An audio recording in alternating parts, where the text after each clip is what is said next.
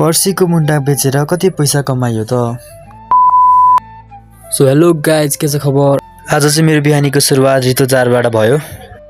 त्यही ऋतुजारलाई भर्न भनेर हिँडेँ म धारातिर। धारा नजिकै भएर पनि होला, धेरै जस्तो बिहान त मेरो धारामै बित्छ। आज चाहिँ धारामा मान्छे धेरै रहन्छन् र जाने बित्तिकै पालो चाहिँ पाइयो, नत्र त धेरै लाइन बस्नु पर्थ्यो गाइज। पानी भरेपछि म जारलाई जुरुक्क उचालेर लागेँ घरतिर। खानासाना खाएर हिँडेँ म अब कलेजतिर। साथीलाई पनि ठ्याक्कै बाटोमा भेट भयो। साथीलाई भेट भएपछि हामी हिँड्यौँ कलेजपट्टि। हामी कलेज पुग्दाखेरि सबैजना खाना खान थालेको रहेछन्। फोन गर्ने साथी आयो भनेर साथीहरू बक्ख बन्न थाले। घर पुगेपछि खाजासाजा खाएर मैले उठाएँ हतियार।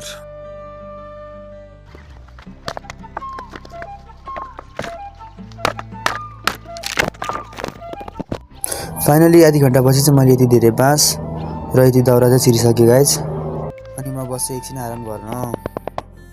फर्सीको मुन्टा बेचेर यति धेरै पैसा जम्मा भएछ गाइज। कति जम्मा भयो होला गेस गर्नु है कमेन्टमा। ल आजको लागि यति नै, बाई बाई। भोलिको ब्लगमा भेटौँला।